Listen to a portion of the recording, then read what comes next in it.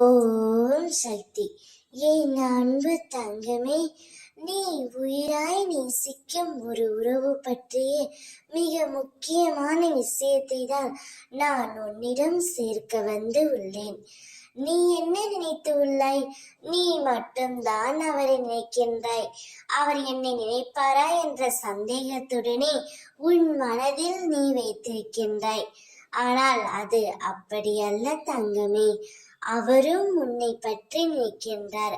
இப்பொழுது பிரிந்து தூரமாக வந்து விட்டோமோ, அவர் என்னை விட்டு எப்படி இருப்பார்? அதே போல் பல யோசனைகள் அவர்களுக்குள்ளும் ஓடிக்கொண்டே தான் இருக்கின்றது. அவருடைய எண்ணங்கள், செயல்கள், சிந்தனைகள் எல்லாமே உன்னை சுற்றித்தான் இருக்கின்றன. ஆனால் அது உனக்கு புரியவில்லை தங்கமே. நீயாக பேசுவாய் என்று அவரும், அவர் பேசுவார் என்று நீயும் காத்து கொண்டு இருக்கிறீர்கள். இருவரும் உங்கள் வாழ்க்கையை தொலைத்து கொண்டு இருக்கிறீர்கள். காலத்தின் கட்டாயத்தாலும் சிலரின் சூழ்ச்சியாலும் நீங்கள் இப்போது பிரிந்து இருக்கிறீர்கள். மாயை நிறைந்த இந்த உலகத்தில் கஷ்டங்கள் வருவது இயல்புதான். ஆனால் அந்த கஷ்டங்கள் விரைவில் தீரும் செல்லுமே.